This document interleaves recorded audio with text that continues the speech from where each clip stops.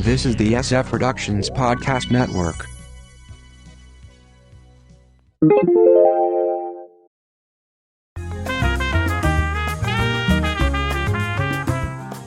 Look out! There are llamas! From the Pop Culture Bunker, I'm Mindy. And I'm Mark. You can check out our audio podcast, How I Got My Wife to Read Comics, on iTunes, or on our website, sfpodcastnetwork.com. So we're going into the second part of our history of Monty Python. Mm-hmm. And Mark could talk about this forever, so yes. You're just lucky it's only two parts. It's only two parts. So we've now covered the series, and now we're going to go on to the movies. Monty Python and the Holy Grail in 1975.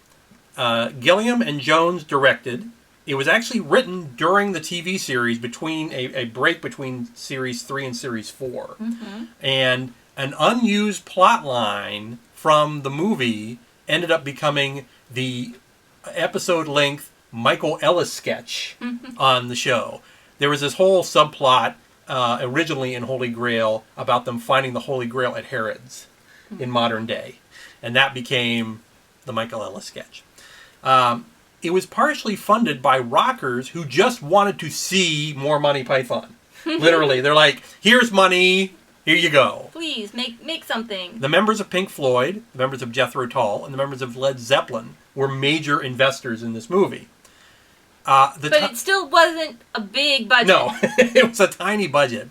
To the point where they couldn't ride actual horses. This is all in the Arthurian legend, of course. And so they decided that instead of having horses, they would have their various serfs run behind them, making horse noises with coconuts. Which ended up becoming a plot device later. Some of the highlights: the killer rabbit, the French guards, how to tell if someone is a witch, the Black Knight, the cancel anthrax. At one point, I had a script book of the movie, which included that original Harrods plotline in it, and it showed how, okay, here's how we removed it from that. Monty Python's Life of Brian, 1979, directed by Jones, and it came from a standard response from Idol on what their next movie would be. He said, Jesus Christ, lust for glory, just to shut him up. The movie is really about hypocrisy and British politics far more than having anything really to do with Christ. Yes. And in fact, the very beginning, if you watch the beginning, it's very clear this is not about Christ. But that didn't stop groups from protesting it and boycotting it. It ended up being banned in Ireland and Norway. Norway. Who knew? Monty Python Live at the Hollywood Bowl, 1982, a concert film which actually included footage from that German special that they did back in the 70s. Monty Python's The Meaning of Life, 1983, which was directed by Gilliam.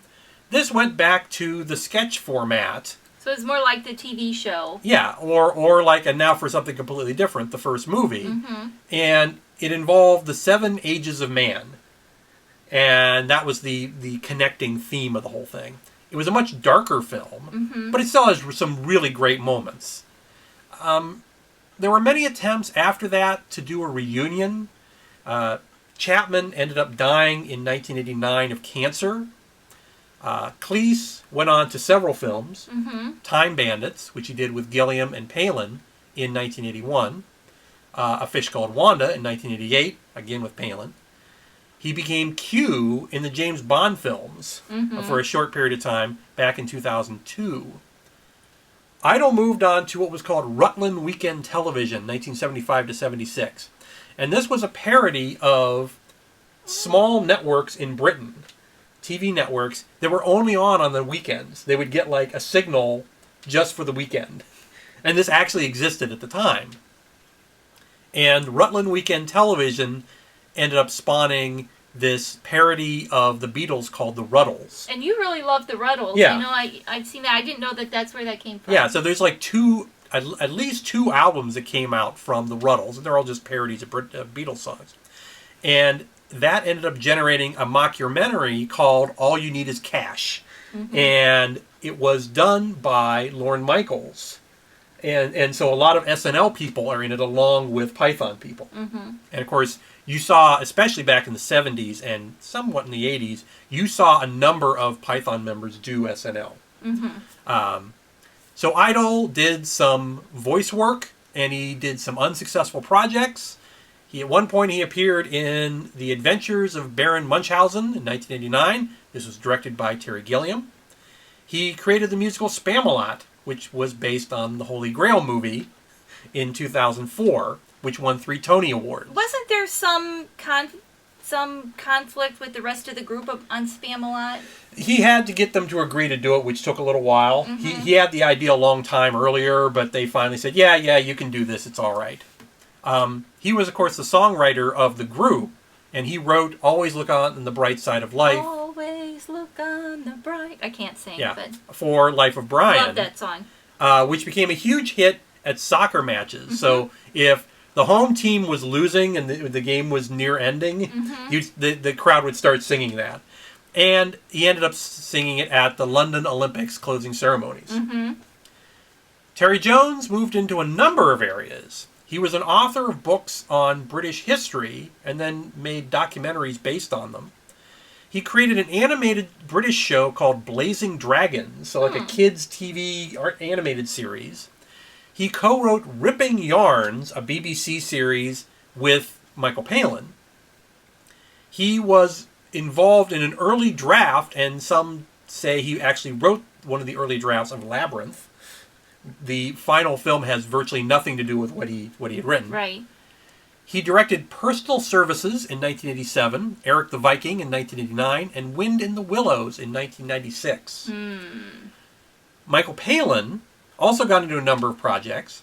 He did Jabberwocky in 1977, which was directed by Gilliam, and in fact, the studio advertised this as Monty Python's Jabberwocky. Wow. Although it's like, it's not really at all. And they disavow, that this was a Monty Python project. He co-wrote Time Bandits with Gilliam, 1980. He wrote and starred in The Missionary, 1982. Appeared in Gilliam's Brazil, 1984. A true masterpiece, and if you haven't seen Brazil, you do yourself a favor and go see it. Yeah, you didn't like it as much? I haven't seen it. Oh my gosh. Well, I know what we're doing after this. He became quite the traveler, and he was involved in a number of documentaries about his travels around the world. He did Around the World in 80 Days, in which he actually traveled around the world. Tried to do it in 80 days, using similar methods to what the original story used. He couldn't just fly. Couldn't just fly around. That was in 89. Pole to Pole, we went to North Pole to South Pole in 1992, Full Circle in 1997, Sahara in 2002, Himalaya in 2004, New Europe in 2007, and Brazil in 2012. And many of those programs that we saw were very interesting. They were just full of interesting facts. Oh, yeah. And it was... hugely informational and very entertaining. Yes. Because he's just kind of this, older British gentleman just kind of trying to figure out how to make his way, with a very, maybe a 1 or 2 person film crew with him, and that's it. And he tried different experiences as he went around the world. Terry Gilliam became a well-respected, if very quirky film director. Very quirky. In addition to the films mentioned prior, The Fisher King, 1991, 12 Monkeys, 1995, Fear and Loathing in Las Vegas in 98, The Brothers Grimm in 2005, Tideland in 2005, which I had never even heard of, The Imaginarium of Dr. Parnassus in 2009, and The Zero Theorem in 2013. There's also, he tried to do a Man of La Mancha movie, which ended up, they lost funding, they were already on location, and he made a documentary called Lost in La Mancha about it. So it took until this year, though, to bring them all together actually performing. There were a few events where they would do, some of them would be involved, or they would all be there, but they wouldn't really perform. You know, they'd get together for reunions just to basically chat. But now, this year, they just completed Monty Python Mostly Live, a series of London concerts.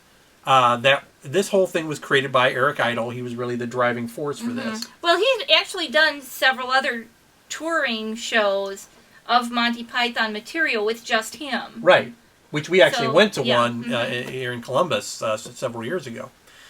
I assume that's going to be on DVD soon. I wouldn't see why not. Right, yeah, I imagine so. Yeah, we went to go see it live via closed circuit. They had it all over the world when the final show came out. So, if you want to learn more about Monty Python, you can read more about it. Let me suggest the complete Monty Python Flying Circus, all the words, 2 volumes of the entire television series, all the scripts. Might also suggest From Fringe to Flying Circus, and I'm looking here. I'm looking for this is by Roger Wilmot. And so this basically takes you from the very early days of British comedy to Monty Python. The first 20 years of Monty Python, and that is by Kim Howard Johnson, who is a very good friend of the Pythons. So you have that. The 5th Python, no. Yeah. Well, Neil Innes was technically the 7th Python. And before and after, or the life before and after Monty Python, the solo flights of Flying Circus, again by Kim Howard Johnson. We will put these all up on the website so that you can look at them if you would like. And you can also check out your local online site or bookstore or library. They'll be happy to help you read more about it.